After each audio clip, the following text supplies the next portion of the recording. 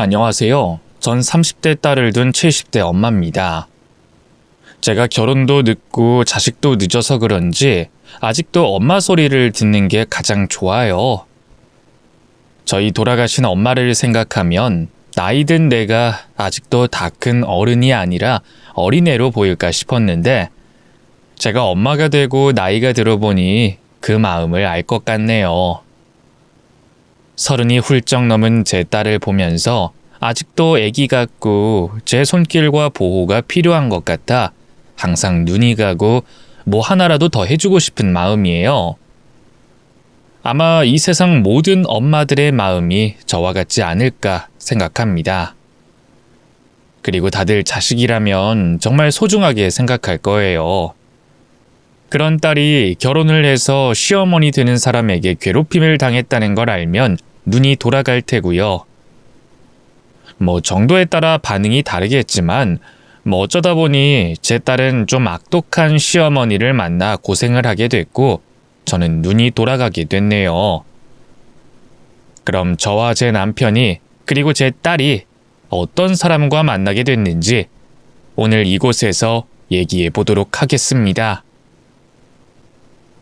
저와 남편은 둘 다 형편이 어려운 집안에서 태어나서 마음대로 공부도 못해 가방끈도 짧고 그 이후로 세상에 무시당하며 고생도 참 많이 하며 살아왔어요. 그러다 보니 남들 시집 장가 갈 때 외롭게 지내다 늦은 나이에 서로를 만나 부부의 연을 맺게 됐습니다. 남들보다 늦게 시작된 인연이었지만 저희는 무척 행복했고 이제라도 남들처럼 살아보려 하루빨리 아이도 가지고 싶어 했어요.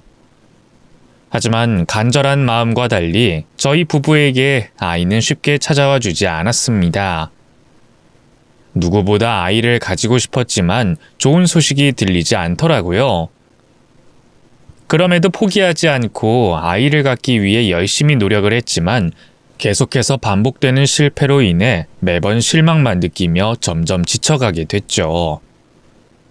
몸도 마음도 너무 힘들어서 남편에게도 이제 그만 기대하자 말하고 싶었지만 차마 남편을 실망시킬 자신이 없었던 저는 먼저 말을 꺼내지 못하고 있었어요. 그런데 남편이 마치 제 머릿속을 들여다본 것처럼 임신 시도를 그만하자고 말하더라고요. 여보, 우리 그냥 임신 포기할까? 매번 실망하는 것도 지치고 당신도 많이 힘들어하잖아. 노력했는데도 안 생기는 걸 보면 우리 팔자에 자식은 없나 봐. 그러니까 우리 이제 욕심 버리고 그냥 우리끼리 행복하게 살자.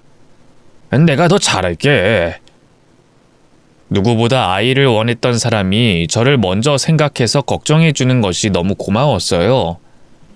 그래서 저도 남편 말대로 우리 부부를 위해 앞으로 서로 의지하며 살아야겠다고 다짐했죠. 그런데 임신을 포기하고 얼마 되지 않아서 그토록 기다리던 아이가 찾아와 줬습니다. 다 포기한 순간에 기적처럼 생긴 아이는 저희에게 더 없는 기쁨이자 보물이었어요. 그 후 무사히 예쁜 딸아이를 낳은 저희는 어렵게 낳은 아이가 너무 소중해 불면 날아갈까, 만지면 깨질까 애지중지하며 키웠습니다. 모자란 형편에서도 딸아이는 작은 가게를 운영하는 부모를 부끄러워하지 않고 오히려 도와주는 착한 딸이었어요. 거기다 가방끈이 짧은 게 평생의 한이었던 저희의 바람을 대신 들어주듯이 열심히 공부하여 당당히 대학에 진학해줬죠. 그런 고마운 딸에게 뭐라도 해주고 싶었던 저희는 적어도 짐은 되지 말자고 생각하며 더 열심히 살았습니다. 나중에 딸이 결혼할 때는 못해준 것들 다 챙겨주고 싶은 욕심에 저희는 장사하던 가게를 넓혀 더 큰 상가 건물을 계약하게 됐죠. 그런데 가게 자리를 계약하려고 만난 건물주가 참 인상이 좋지 않더라고요. 건물 주인이니 뭐 이것저것 참견하고 깐깐하게 구는 건 이해를 하겠는데 저희가 자기 건물에 새든다고 그러는지 저희 앞에서 거만하고 사람을 깔보는 거예요. 요즘 세상에 남의 돈 받으면서 저러는구나 싶어 기분이 상했지만 뭐 어차피 월세만 제때 내면 부딪힐 일이 있겠냐 싶어서 저희를 무시하는 건물주도 참고 넘어갔습니다. 이후 다행히도 가게를 넓힌 뒤 시작한 가게가 잘 되어주어 저희도 한시름 걱정을 덜었죠. 그러다 가게를 옮기고 1년이 지났을 무렵 항상 밝은 얼굴로 저희를 대하던 딸이 무언가 걱정이 있는 듯한 어두운 얼굴을 하고서 저희에게 어렵게 말을 꺼내더라고요. 당시 만나는 남자친구가 있던 딸아이가 갑자기 혼전 임신을 하게 됐다며 결혼해야 할 것 같다고 말하는 겁니다. 딸의 갑작스러운 고백에 당황하고 놀랄 수밖에 없었지만 정작 딸은 얼마나 무서웠을까 싶어서 화도 내지 못하고 아이를 달래줄 수밖에 없었어요. 여태 속 한번 썩인 적 없던 딸이 눈물까지 보이는 걸 보니 혼자 얼마나 속을 끓였을까 싶더라고요. 그래서 저희는 별다른 말 없이 딸아이의 결혼을 허락해줬습니다. 이미 엎질러진 물이고 어차피 허락하게 될 결혼이라면 굳이 싫은 소리에서 딸에게 상처될 말이나 행동을 할 필요가 없을 것 같았거든요. 그래서 저희는 결혼 허락을 한 뒤에야 딸의 남자친구를 보게 됐습니다. 걱정이 많았는데 다행히 사람 됨됨이가 된 것 같아 조금 마음이 놓였어요. 그 모습에 안심하며 상견례를 하게 됐더니 거기서 만나게 된 예비사돈이 구면이었던 사람인 겁니다. 바로 거만한 태도의 건물 주인이었죠. 설마 이런 식으로 인연이 될 줄 몰랐던 저희는 서로를 보고 놀랄 수밖에 없었습니다. 저희가 놀란 만큼 예비사돈도 놀란 것 같더라고요. 저희는 영문을 모르는 아이들에게 저희의 관계를 설명했고 곧 결혼에 관해 얘기를 나누려고 했어요. 그런데 그때 예비사돈이 혼전 임신을 제 딸 잘못으로 취급하며 딸에게 상처가 될 말을 하더라고요. 예비사돈에게 화가 난 제가 그쪽 아들은 잘못 없냐며 맞불을 놨어요.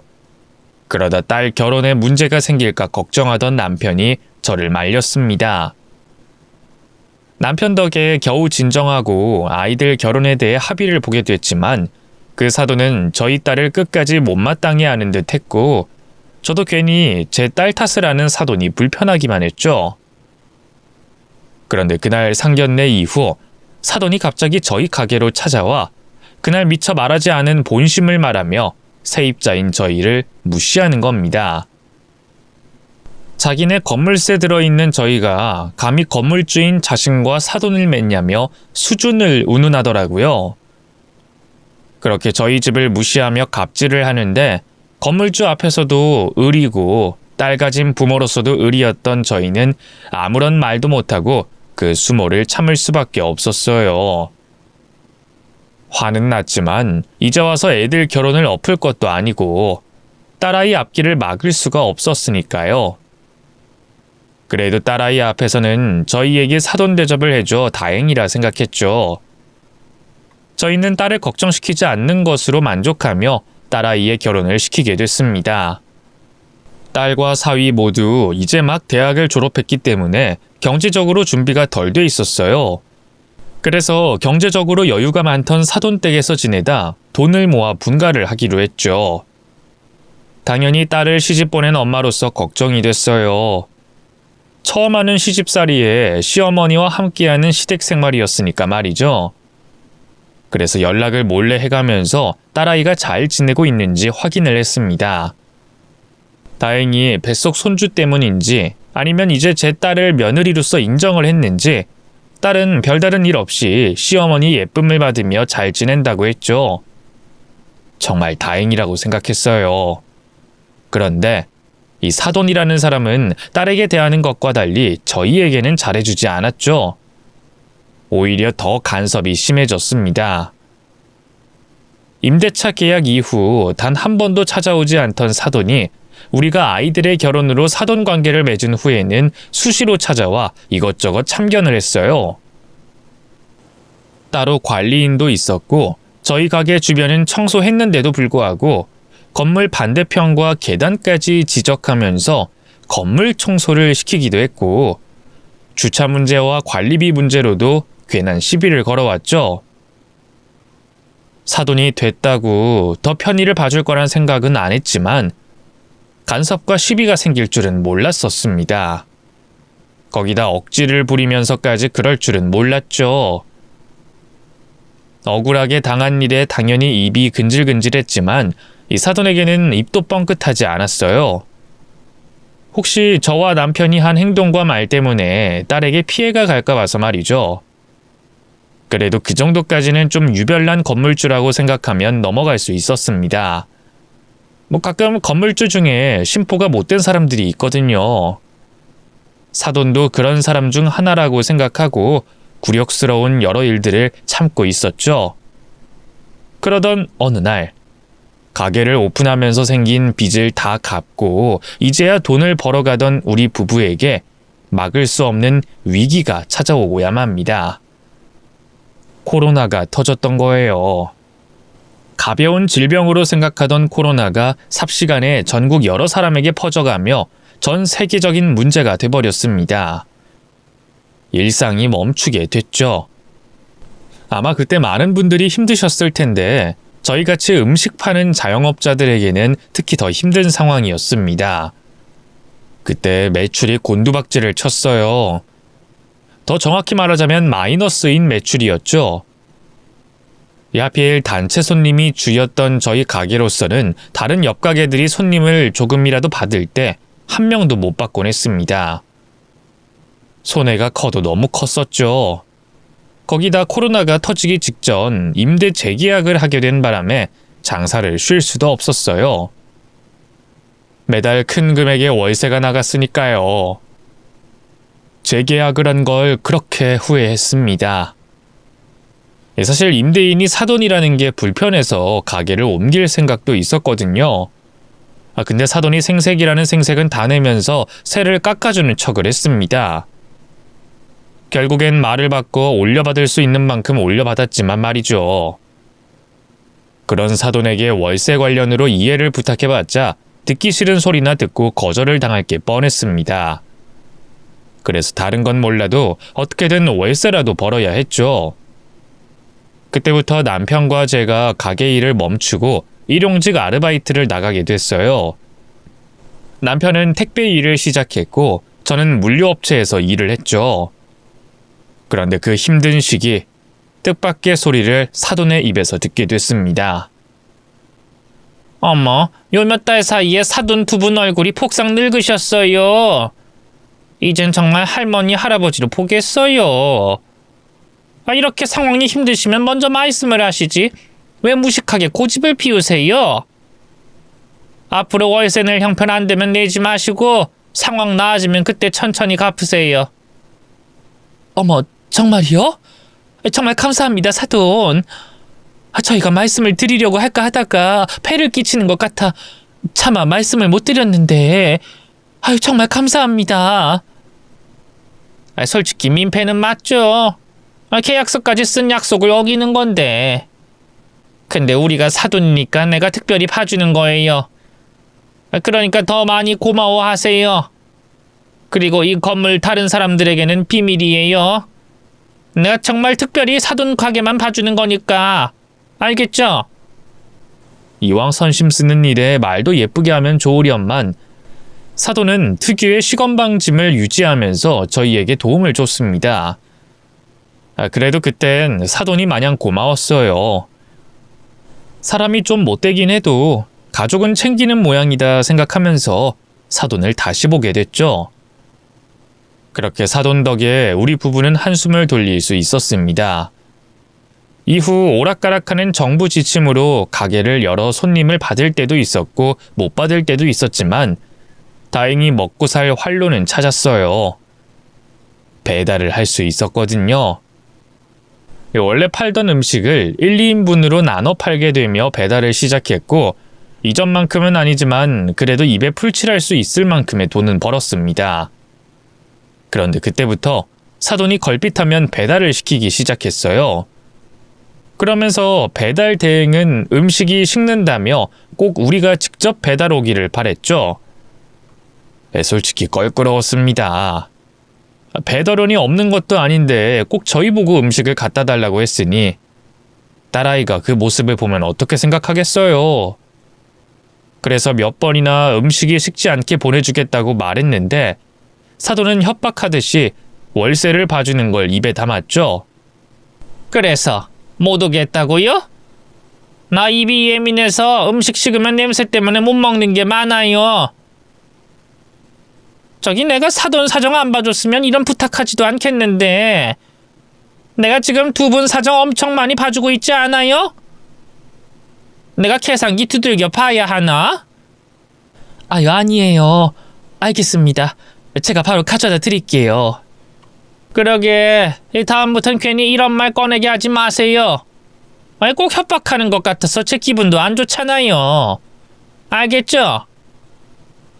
결국 남편이 배달을 가게 됐고 그러다 몇 번 딸과 마주치게 됐습니다. 다행히 남편이 주문이 너무 밀려 직접 배달도 한다고 말을 둘러 핑계를 댔지만 그날 이후부터 사돈이 주문을 할 때마다 불안해지기 시작했어요. 매번 우리가 사돈 집으로 배달을 가면 딸도 눈치를 챌 것 같아서 말이죠. 그런데 그보다 더한 일이 생기고 말았습니다. 배달 일은 정말 아무 일도 아닐 만큼 큰일이 생겼죠. 어느 날 사돈이 말도 안 되는 부탁을 해왔는데 다짜고짜 식당을 찾아와 명령하듯이 며칠 몇 시에 가게를 빌려 쓰겠다고 하는 겁니다.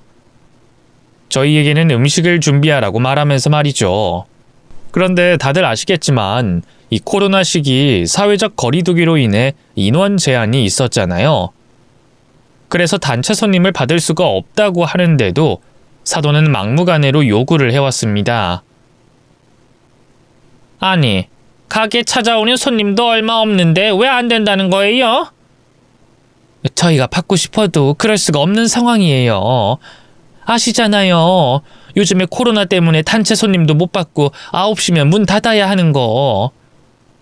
저희도 사돈과 사돈 친구분들이 저희 가게 찾아와 주시고 맛있게 먹고 즐기다 가시면 좋죠. 근데 방역수칙 때문에 그럴 수가 없다는 거예요. 방역수칙 어기면 처벌받아요. 그 자리에 있는 사돈과 사돈 친구분들도 벌금 내셔야 하고요. 그러니까 이해해 주세요. 아니, 내가 여기 건물주고 사돈이 여기 가게 사장인데 뭐가 안 된다는 거예요? 솔직히 말해봐요. 돈이 문제예요? 그럼 내가 만약에 방역 어쩌고에 걸렸을 때 손해본 금액만큼 보상해주면 되는 거죠? 그럼 여기서 모임해도 되는 거죠? 아유, 사돈 진짜 안 돼요. 이게 된다 안 된다 할 이야기가 아니라니까요. 사돈, 내가 맨날 편히 봐주고 좋게 말하니까 우스워요? 내가 만만해요? 나 이 건물 건물주라고요.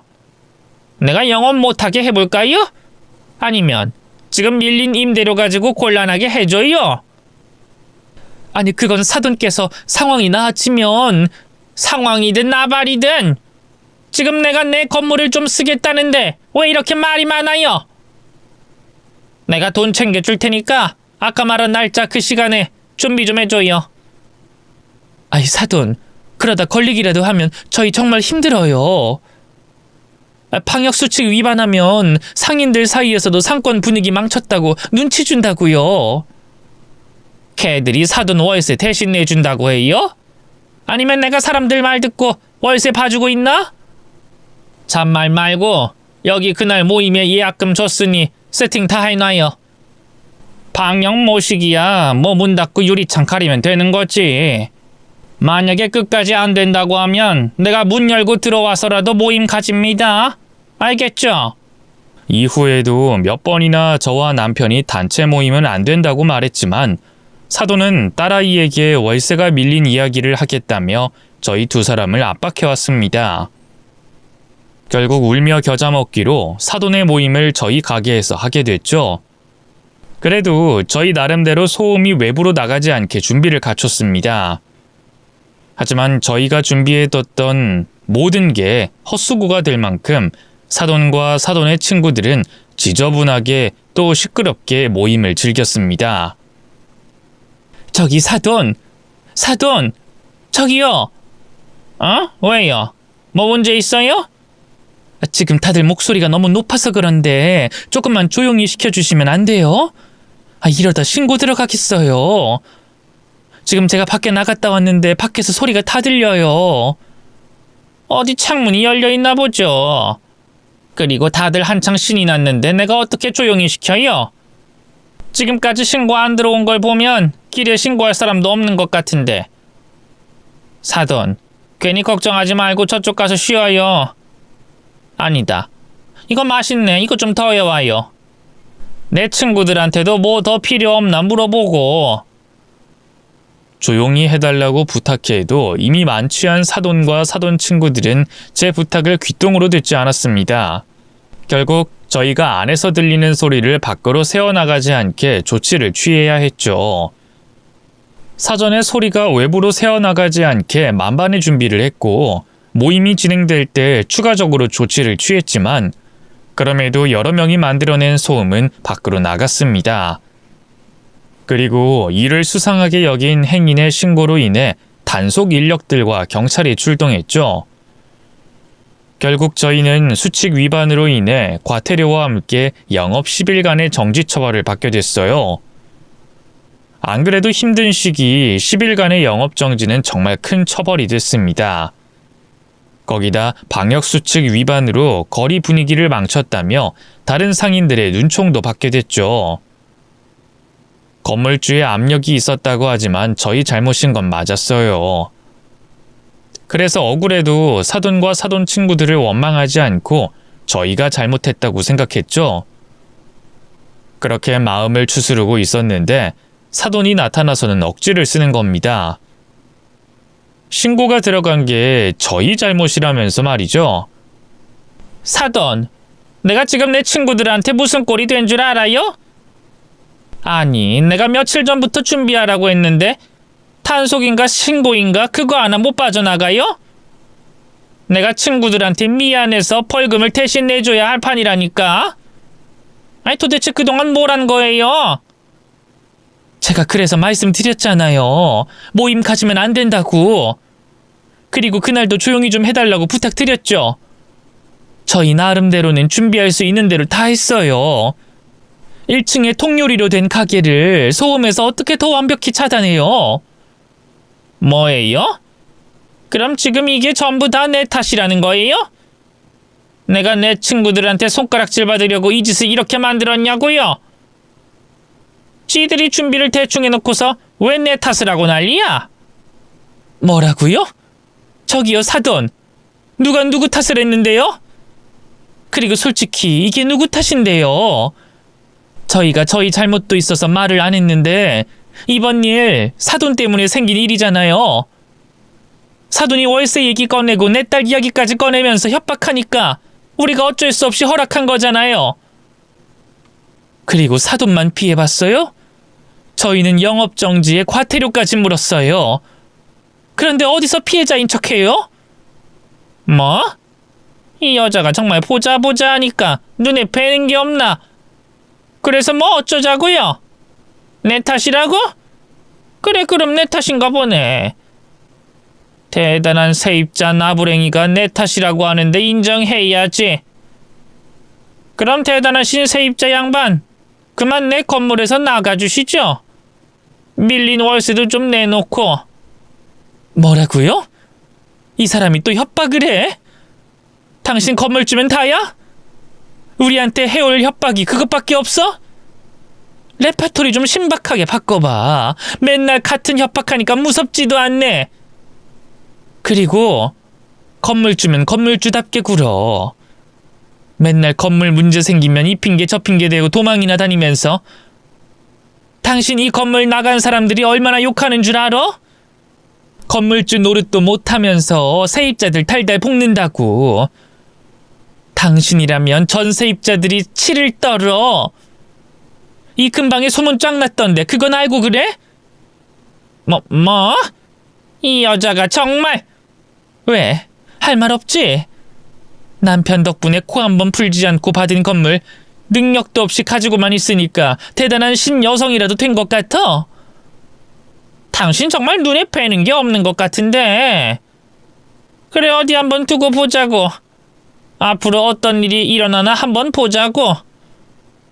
얼굴이 시뻘개진 사돈은 도망치듯 사라졌어요. 그제야 저도 끓어오른 화를 조금씩 식히게 됐죠. 사돈의 두고 보자는 말에 잠시 멈칫하긴 했지만 제가 못할 말을 했나 싶더라고요. 솔직히 이전부터 사돈이 해서는 안 되는 행동들을 저희에게 여럿 했잖아요. 자기가 건물주든 사돈이든 간에 말이죠. 그래서 그날 당장은 그동안 사돈에게 쌓여왔던 울분을 조금 풀 수 있어 속이 후련했어요.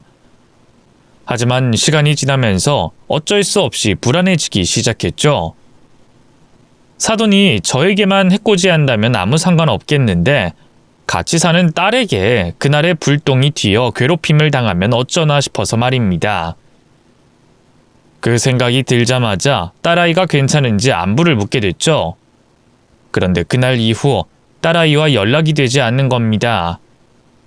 연락이 되지 않은 첫날은 잠을 잘 밤이라서 연락되지 않는다고 생각했는데 그 다음날 오전도 오후도 연락이 닿질 않았죠.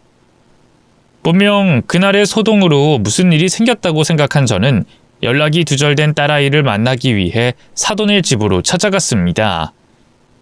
그리고 그곳에서 며칠 전과는 태도가 변해 있는 사돈을 만나게 됐죠.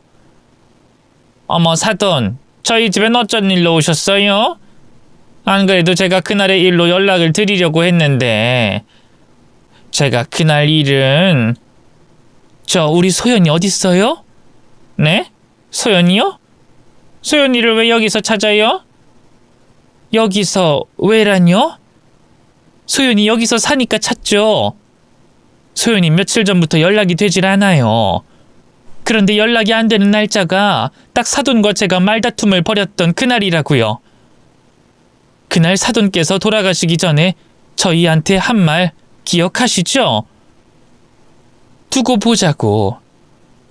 그 말하고 나서 뚝하고 끊기듯이 제 딸과 연락이 안 돼요. 이게 우연이라고 할 수 있을까요? 사돈, 우리 사이의 일을 아이들에게까지 끌고 가면 어떡합니까? 이번 일의 잘잘못이 누구에게 있든 간에 애들은 상관없는 일이잖아요. 우리 소연이 어딨어요?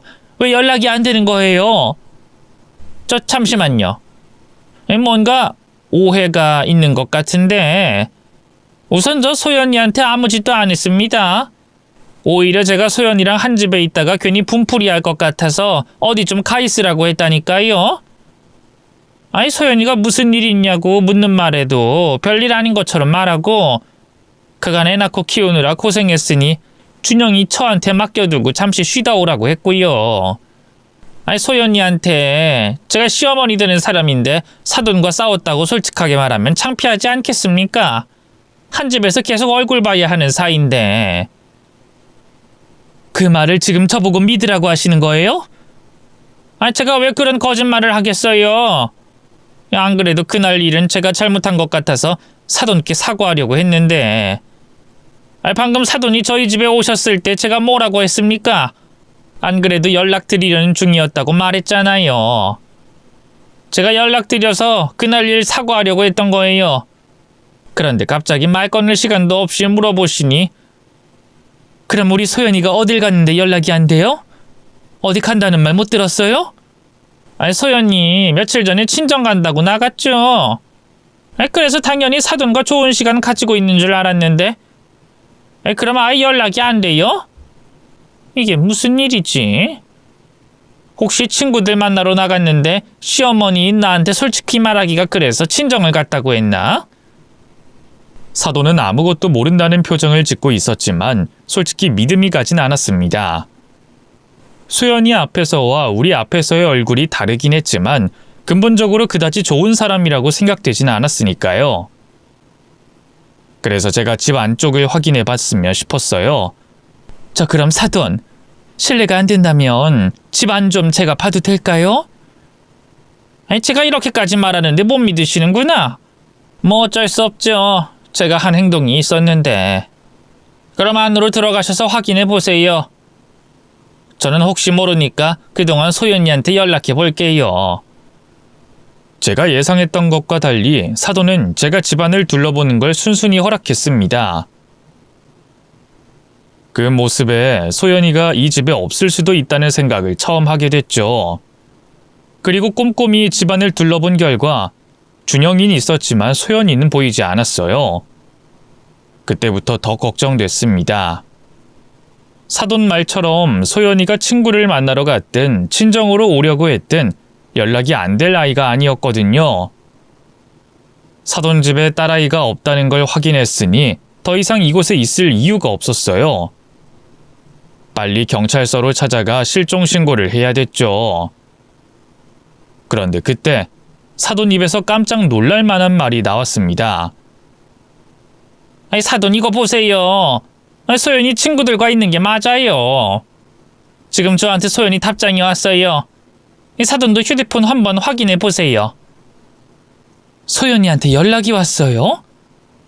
제게 건네 보여주는 사돈의 핸드폰에는 정말 소연이 답장이 와 있었습니다. 저도 얼른 주머니에 있던 휴대폰을 꺼내 확인해 봤죠. 저에게도 소연이의 답장이 와 있었어요. 이제까지 연락이 되지 않던 소연이에게 말이죠. 소연이 답장에는 사돈이 한 말처럼 친구들과 같이 여행을 왔다고 나와 있었어요. 저와 연락이 되지 않았던 건 여행을 출발하자마자 떨어뜨린 휴대폰이 망가지면서 확인할 수가 없었다고 했죠. 여행지에 도착해 사설 수리점에 핸드폰을 맡겨 액정을 고치긴 했는데 마이크와 스피커까지 고장이 난 상태였고 하필 그 부품들 재고가 없어서 지금처럼 문자로밖에 답장을 못한다고 했습니다. 목소리까지 들었으면 더 마음이 놓였겠지만 어쨌거나 애타는 제 부름에 딸의 답장이 온 것만으로도 한숨을 돌릴 수 있었습니다. 제가 얼마나 자기 걱정을 했는지 또 휴대폰이 망가진 것 외에 다른 문제는 없는지 묻고 싶은 게 많았습니다만 더 이상 다른 말은 묻지 않기로 했어요. 출산 이후 처음으로 얻은 자유일 텐데 그 잠깐의 시간 딸이 마음껏 즐길 수 있게 해주고 싶었거든요. 그래서 앞으로 답장만 꼭 해달라는 메시지를 남긴 채 이만 대화를 끝냈죠. 그리고 사돈에게 조금 전 일에 대해서 사과를 드렸습니다. 죄송합니다, 사돈. 소연이가 연락이 안 되는 게 너무 걱정돼서 실수를 했네요. 정말 죄송합니다. 아니에요. 저번 일 생각하면 이런 오해가 있는 게 당연한 거죠. 저야말로 저번 일에 대해 죄송합니다. 그나저나 다행이네요. 저도 소연이한테 무슨 일 생긴 건가 싶어서 경찰에 신고해야 하나 싶었는데 또 저희들 지난번 일도 잘 풀린 것 같고요. 사돈 입장에서는 충분히 기분이 나쁠 수도 있는 상황이었는데도 불구하고 그날 일을 이해해주고 저번 일까지 사과해주니 제가 더 고마운 마음이 들었습니다. 사돈에게 이런 면도 있었나 생각하며 사돈을 다시 보게 됐죠. 그렇게 딸이 무사하다는 걸 확인한 저는 집으로 돌아가려고 했어요. 그런데 그때 제 눈앞에 기가 막힌 광경이 들어왔습니다. 친구들과 같이 있다던 딸이 그 집 창문에서 뛰어내리고 있었거든요. 2층 창문에서 뛰어내린 딸은 다행히 수풀과 잔디 덕분에 크게 다친 것 같지 않았습니다. 하지만 2층에서 맨몸으로 뛰어내렸으니 충격이 없을 리가 없었죠. 저는 정신을 차리지 못하는 딸에게 뛰어갔어요. 그리고 어떻게 된 일인지 물어보게 됐죠. 소연아, 너 이게 무슨 일이야? 너 방금 친구들과 있다며? 네가 답장한 거 아니었어? 엄마, 나 여기서 데리고 나가줘. 나 며칠 동안 이 집에서 갇혀 있었어. 시어머니라는 사람한테 준영이도 빼앗기고 감금당한 채 욕먹고 손찌검까지 당했다고. 뭐? 네가 왜 그런 일을 당해? 원래 그 정도까지는 아니었는데 요 며칠 전에 엄마 아빠랑 무슨 일 있었다고 나한테 화풀이하는 거야. 이번에 좀 심한 것뿐이지 원래도 나 이 집에서 시집살이 당하고 있었어. 뭐? 우선 소연이 너 이 돈 가지고 택시 타고 집으로 가. 엄만 네 시엄마라는 년이랑 대화 좀 해야겠다. 나 혼자는 안 돼. 준영이가 집에 있어. 준영이 데리고 나와야 해. 눈이 뒤집어지는 소리에 곧바로 현관문으로 달려갔어요. 사돈이라는 그 여자에게 지금 이 상황이 어떻게 된 건지, 이전부터 내 딸을 괴롭혔다는 소리는 무슨 말인지 따져 물으려고 말이죠. 그런데 제가 현관문을 두드리기도 전에 안에서 문이 열렸습니다. 보아하니 제 딸이 탈출한 걸 알아차리고 그 여자가 밖으로 나온 중이었어요. 문을 연 여자는 아직 자신의 집을 떠나지 않은 저와 집에서 탈출한 딸아이를 보고 놀란 표정을 지었죠. 사돈, 아직도 댁에 안 가셨어요? 소연이 너는 언제 집으로 돌아온 거니? 저를 보자마자 오리발을 내미는 그 여자를 보며 확인할 것도 없다고 생각했습니다. 지금까지 제 딸을 위한 척 모두 거짓이었고 어떤 식으로든 괴롭히고 있던 게 확실했죠. 전 놀란 표정을 짓고 있는 그 여자의 머리채를 낚아채서는 바닥으로 잡아당겼어요. 아유, 사돈, 이거 왜 이러세요? 잠시만요. 이거 좀 놓고 이야기합시다. 이거 전부 다 오해입니다. 오해라고요. 오해? 이 미친년이 누굴 바보 등신으로 하나? 오해는 무슨 오해? 네 년이 내 딸 감금하고 욕하고 때렸다는 걸 내 귀로 똑똑히 들었는데 무슨 오해? 너 그때 나한테 두고 보자 한 말이 이거였지? 내 딸 괴롭히겠다고 미리 생각하고 뱉은 말이었지? 근데 뭐? 네 년이 내 딸에게 화풀이 할까봐 쉬다 오라고 했다고? 이게 어디서 거짓말을 해? 너, 내가 가만 안 둘 거야. 지금까지는 네 년이 내 딸에게 해코지하면 어떡하나 싶어서 내가 참고 있었는데 이젠 참을 것도 없겠다. 네 년이 내 딸 괴롭히고 있었으니. 사돈, 이것 좀 놓으라니까요. 아우 이년아, 이거 좀 놓으라고. 이 거지 같은 년이 지금 누구 머리를 잡고 흔드는 거야? 얼른 놔. 얼른 안 놔? 너 월세 생각 안 해? 너 내 건물 세입자라는 걸 잊었어? 너 지금 밀린 월세 낼 돈 있어? 내 딸이 니년한테 당했는데 그깟 월세가 대수일 것 같아? 니년이 건물주든 조물주든 상관없어. 내 딸 건든 너는 오늘 내 손에 죽는 거야. 저는 한 손으론 그 여자의 머리채를 잡고 뒤흔들었고 한 손으로는 그 여자의 몸 이곳저곳을 사정없이 때리기 시작했습니다. 그 사이 딸아이는 집 안으로 들어가 준영이를 데리고 밖으로 나왔죠. 딸이 집 밖으로 무사히 나가는 걸 확인한 다음에는 이제 정말 눈에 보이는 게 없는 사람처럼 행동했어요. 지금까지 내 딸이 고된 시집살이를 넘어 감정 섞인 괴롭힘을 당했다고 생각하니 이성을 잃을 수밖에 없었죠. 그 여자를 집 안으로 끌고 가서 밀치고 때리면서 집안도 엉망으로 만들어 놨습니다. 그런데도 그 여자는 그 악독한 성질이 꺾이지가 않았어요. 이 악물고 제게 꼭 오늘 일에 대한 복수를 하겠다고 소리를 질렀죠. 너 내가 가만둘 줄 알아? 네 딸년도 그렇고 네 년도 그렇고 내가 절대 가만 안 둬. 내가 너 피 말려 죽일 거야. 이 세상에서 돈이 얼마나 무서운 건지 똑똑히 깨닫게 해줄게. 어디 네 딸년이 너희 대신에 찾아와서 무릎 꿇고 싹싹 비는 모습 보게 해줄 테니까 기대해라. 어? 그래. 어디 그렇게 할 수 있으면 그렇게 해봐라. 내가 말했지. 그깟 돈, 그깟 보복 하나도 안 무서우니까 어디 니년 마음대로 해봐. 그나저나 피 말려 죽인다느니 복수를 하겠다느니 이런 말 들어놓기 전에 내 손에서나 벗어나 보지 그래? 지금 이 꼴 당하는 니년 모습이 얼마나 우스운지 모르지? 내 손에 잡혀서 아무것도 못하면서 뭔 놈의 복수를 짓거리고 있어. 그 뒤로도 한동안 그년 입에서 제 딸에게 잘못했다는 말을 듣기 위해 잡돌이를 했지만 결국엔 들을 수가 없었어요. 얼마나 독한 년인지 끝까지 잘못했다는 말은 한마디도 안 나오고 복수, 보복이라는 말만 계속하더라고요. 그 독한 모습을 보며 사과를 받을 수 없겠다고 생각한 저는 그쯤에서 마무리를 하고 집으로 돌아갔습니다.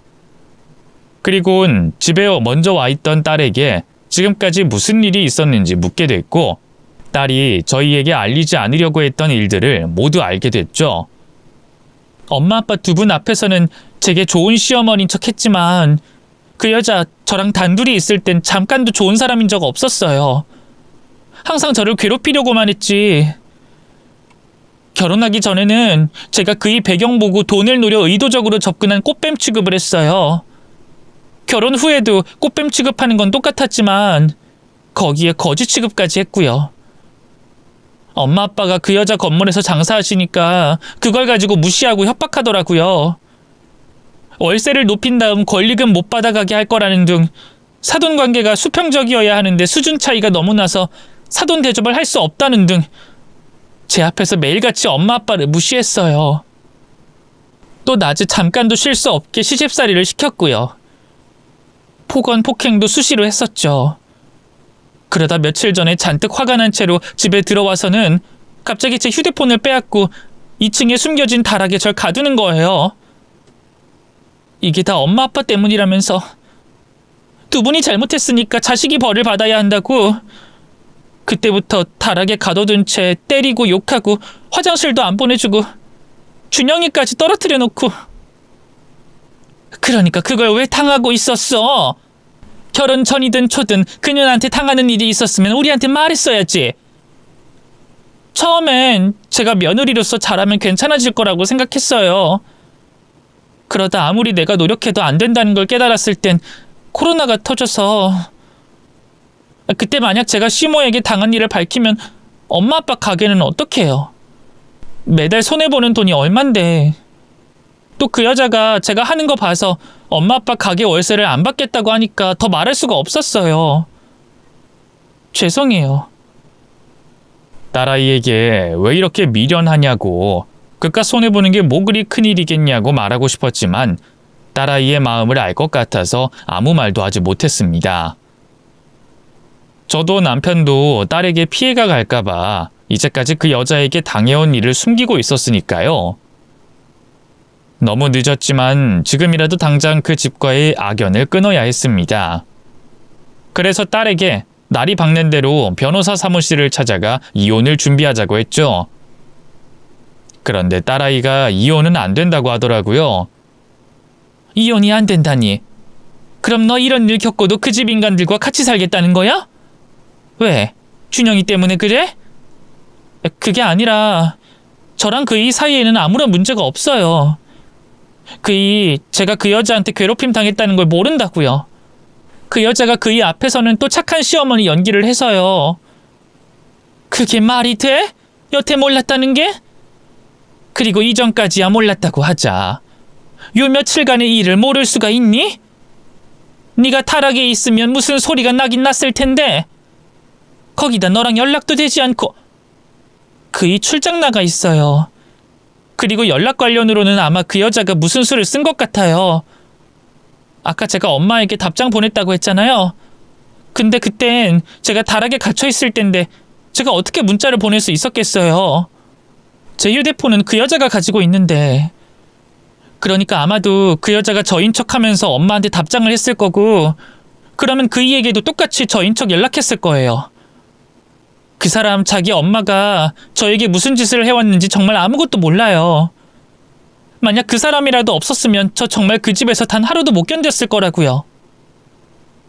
불행 중 다행인지 사위와는 문제가 없다고 했습니다. 하지만 제가 봤을 땐 사위와 문제가 없다고 할 수는 없었죠. 만약 사위가 자기 모친인 그 여자가 한 짓을 인정하지 않거나 편을 든다면 그땐 일이 복잡해질 테니까요. 우선 사위의 뜻을 확인해야 했어요. 그래서 출장을 나갔다던 사위에게 전화해서 이제까지 있었던 모든 일을 설명했습니다. 처음 듣는 이야기에 깜짝 놀란 사위는 출장 중이었는데도 불구하고 4시간이나 걸리는 거리를 단숨에 건너왔죠. 그리고 딸과 저희에게 다시 한번 그간의 일들을 듣곤 죄송하다며 눈물을 흘리기 시작했습니다. 소연아, 미안해. 난 당신 표정이 어두웠던 이유가 육아와 집안일 때문인 줄 알았어. 그래서 나 나름대로 도와주려고 했는데 내가 눈치 없이 헛짚고 있었어. 정말 미안해. 장인어른, 장모님, 정말 죄송합니다. 제가 죽을 죄를 졌습니다. 정말 죄송합니다. 자네가 죄송할 일은 아니지. 자네 모친이 저지른 일이니까. 그리고 자네에게 사과받으려고 전화한 것도 아니네. 우린 소연이가 자네 모친과 두 번 다신 마주치지 않았으면 좋겠어. 솔직히 있을 수 없는 이야기라고 생각되지만 자네 모친이 진심으로 잘못을 뉘우치고 소연이를 다시는 괴롭히지 않겠다고 약속한다면 우리에게 했던 행동들은 잊고 소연이, 준영이 자네에게 돌려보낼 수 있어. 그런데 자네 모친이 마지막까지도 악다구니를 썼네. 지쳐서 곧 쓰러질 것 같은데도 나한테 이번 일 그냥 안 넘어가겠다면서 복수하겠다고, 보복하겠다고 했다고. 그런 사람이 겉으론 몰라도 속으로 뉘우치려고 할까? 그래서 난 자네가 우리 소연이 지켜주지 못하겠다면, 자네 모친과 계속 부딪히게 놔둔다면 이혼시킬 생각이네. 장모님, 나도 이 사람과 같은 생각이야. 소연인 자네에게 잘못이 없다고 하지만 자네 옆에 있으면 내 딸이 피말라 죽을 수도 있는데 어떻게 부모가 돼서 보고만 있겠나. 부담 주고 싶지 않지만 자네가 잘 결정해서 답을 주게. 그때까진 소연이, 준영이 우리가 데리고 있겠네. 이혼이라는 이야기가 나오자 사위는 많이 놀란 모습이었습니다. 또 저희가 강경하게 나오자 잘못을 비는 것도 소용이 없다는 걸 알고 집으로 돌아갔죠. 그렇게 힘든 하루가 끝나가는 것 같았어요. 앞으로 사위의 선택에 따라 더 힘든 상황을 마주할 수 있겠지만 아직 결정되지 않은 미래는 그만 생각하고 쉬고 싶었죠. 딸도 며칠 동안 다락에 갇혀 많이 지쳐 보였기 때문에 쉬면서 혼자 앞날에 대해 생각할 수 있는 시간을 줬어요. 그런데 갑자기 초인종이 연달아 울렸습니다. 그리고 현관문 밖으로 시끄러운 소리가 들려왔죠. 무슨 일인가 싶어서 현관으로 나가 문을 열었는데 제 눈앞에 사돈 그 여자가 있었습니다. 사위와 같이 말이죠. 이게 무슨 일인가 싶어서 상황을 파악하는 중이었는데 사위가 그 여자를 집 안으로 데리고 왔습니다. 그리곤 가타부타 저희에게 잘못을 빌라고 소리치더군요. 자, 여기서 잘못했다 비세요. 어머니가 이 사람과 여기 두 분께 잘못한 행동들에 대해 사죄한다고 용서를 비시라고요. 너 이게 뭐 하는 짓이야? 꼭 해야 한다는 볼일이 이거야? 이것들 집에 데리고 와서 나보고 빌라고? 너 지금 누구 편을 들고 있어? 지금 여기에 누구 편이라는 말이 왜 나와요? 잘못했으면 잘못을 빌고 용서를 구하는 게 당연한 거지. 얼른 비세요. 여기 앞에 있는 분들 마음의 응어리가 풀릴 때까지 비시라고요. 잘못하셨잖아요. 어머니가 아무 잘못도 하지 않은 분들에게 먼저 잘못하셨잖아요. 그럼 사과하셔야죠. 못해. 아니, 안 해. 내가 왜 사과를 해, 거지 같은 것들한테. 너 조선시대 양반이 노비들한테 빌었다는 말 들어봤어? 없지? 그래, 뭐 시대는 변했지만 지금도 똑같아. 이 거지 같은 것들한테 내가 왜 잘못을 빌어? 내가 뭘 잘못했다고? 잘못을 빌어도 이것들이 빌어야지. 당신들 내 아들을 어떻게 구워 삶았는지 모르겠지만 난 눈 하나 깜짝 안 해. 당신들 같은 거지들한테 사과할 생각 없다고, 알아? 그리고 당장 돈 구해와. 이제까지 밀린 월세 다 내놓으라고. 어머니, 정말. 그래요. 그만 나가세요. 나가시고 이제 저랑도 부모 자식 간의 연을 끊자고요. 이 집에 더 있으라고 해도 더 안... 뭐? 너 지금 뭐라고 했니? 부모 자식 간의 연을 끊어? 그게 무슨 말이야? 너 여자한테 빠져 미쳤어? 이러면 내가 잘못했다 할 것 같아? 그러니까 사과 안 하셔도 된다고요. 나가세요. 그리고 저희 짐은 오늘 내일 중으로 다 뺄 테니까 그렇게 하세요. 사위는 부모와 자식 간의 연을 끊겠다며 사돈을 저희 집 밖으로 끌고 나가려 했습니다. 처음엔 아들이 하는 말을 믿지 않던 사돈도 사뭇 분위기가 달라진 아들의 모습에 놀라는 듯 보였죠. 그러더니 결국은 자신을 잡고 있던 아들의 팔을 뿌리치고 저희에게 잘못했다며 용서를 빌기 시작했어요. 자, 뭐 이렇게 하면 되는 거지? 저 사돈, 제가 잘못했습니다. 뭐 가게 일도 그렇고 소연이 일도 그렇고 전부 제가 잘못했어요. 그러니까 우리 아들 좀 말려봐요. 네? 어머니, 그게 지금 사과라고 하세요? 쇼 그만하시고 얼른 나오세요. 아니, 잠깐만. 네가 자꾸 끌고 가려고 하니까 내가 마음이 급해서 사과를 대충 하게 되는 거잖아. 사돈, 소연이한테 다 들으셔서 아시겠지만 제가 그동안 정말 많은 잘못을 저질렀던 것 같아요. 그런 일들이 너무 많아서 일일이 다 기억나진 않지만 정말 다 제 잘못이고 용서 빌겠습니다. 그리고 앞으로 절대 같은 일 생기지 않게 하겠고요. 이 사돈들께 신뢰했던 행동과 말도 당연히 제가 잘못한 거죠. 정말 이렇게 빌겠습니다. 제발 용서해 주세요. 네? 정말 애쓴다는 말이 나올 만큼 그 여자는 저희에게 잘못을 빌어왔습니다. 사위는 그런 자기 엄마를 집 밖으로 내보내려 했고요. 그 실랑이는 꽤 오랫동안 계속됐죠. 그러는 동안 저와 남편은 깊은 고민에 빠지게 됐습니다. 아들이 절연한다고 하자 저희에게 용서를 빌어오는 그 여자를 보니 사위와 제 딸에게 쉽사리 떨어지지 않겠더라고요. 분명 저 여자 성격에 아들과 절연이 된 순간 저희와 딸에게 원한을 품고 어떤 식으로든 괴롭히겠다는 생각이 들었죠. 그럴 바에는 이번 일을 약점 잡아 함부로 행동하지 못하게 옆에서 감시하는 게 낫겠다 싶었어요. 그래서 사과를 받고 싶지 않았지만 딸아이의 평온한 미래를 위해서 어쩔 수 없이 용서를 해줬죠. 하지만 그건 저희들 선택이었을 뿐 아직 딸의 결정이 남아 있었습니다. 그런데 딸도 저희와 비슷하게 생각했던 것 같아요.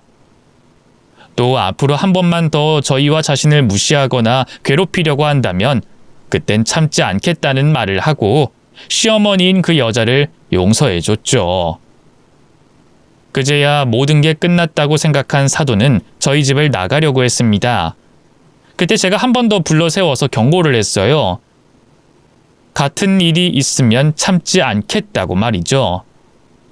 또 그놈의 갑과 을의 관계를 끊기 위해 가게를 빼겠다고 말했습니다.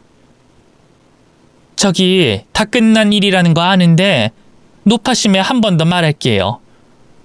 저나 이 사람이나 사돈이 용서 빌었다고 해서 가지고 있는 감정이 씻은 듯이 내려간 건 아닙니다.